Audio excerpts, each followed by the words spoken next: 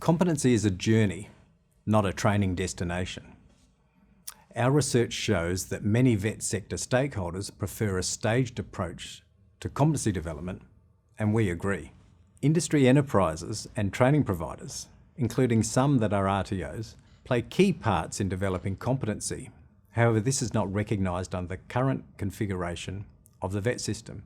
The current competent or not yet competent structure was determined over 30 years ago and has not evolved into a system to match the sophistication of rapidly changing industry, or in fact the sophistication of the current vet sector. It's time for a step forward and to recognise that competency is developed over time and in different places. Our research and the research of others show that true competency or proficiency is built over time, very often in the workplace, in employment and with supervised and ongoing practice. Skills are also perishable. The best preservative is practice. The more complex a skill, the quicker it can perish. The longer it is practiced in real-life situations, the longer it will last, even without ongoing use. The current system has a definition of competency as per this slide, and it's used by ASQA. The definition is that it is the consistent application of knowledge and skills to the standard of performance required in the workplace. Now, this clearly requires workplace-based practice, but most vet courses are delivered without the capacity to deliver supervised workplace practices.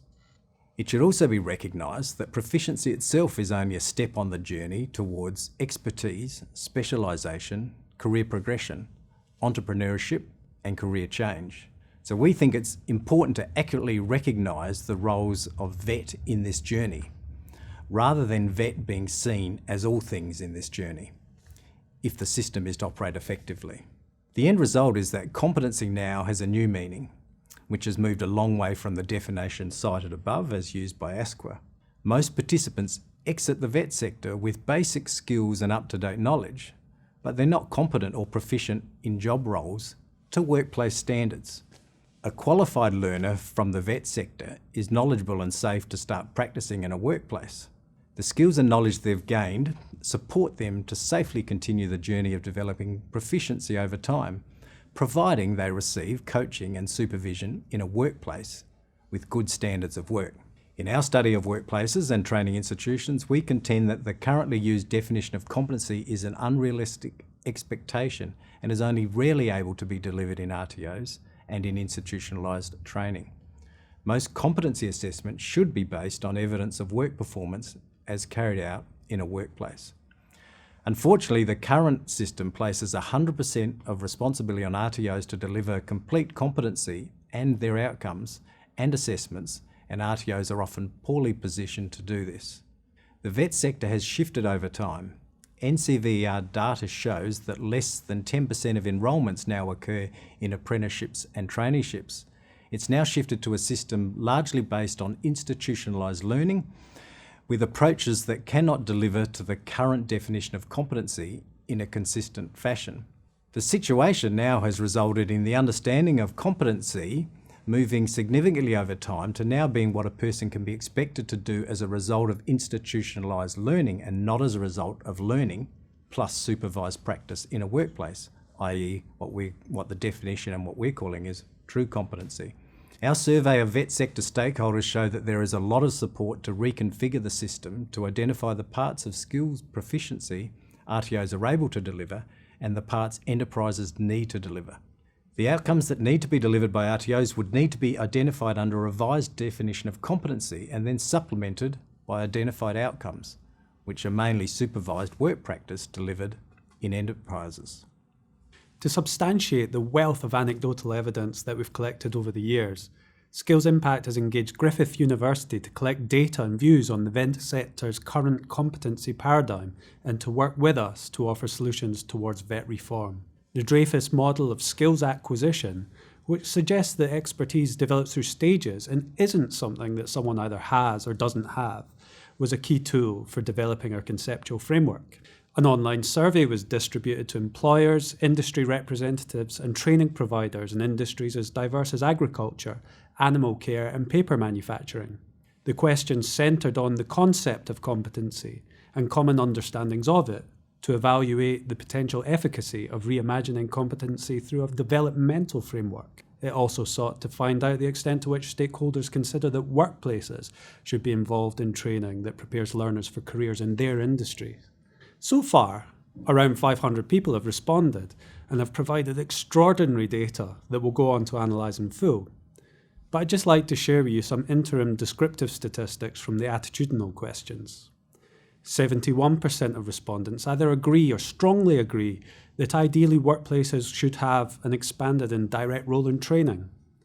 There was also strong support for a developmental approach to competency, with over 76% of respondents agreeing or strongly agreeing that our vet system should recognise different stages of learner performance. How exactly that could work in a reformed vet sector is a big issue, and while many participants suggested practical issues that would need to be overcome, there was a general agreement that vet, and so the industries that help train and employ those graduates, may benefit from a staged approach to learning that more faithfully reflects the journey from novice to competency, to proficiency, and even mastery.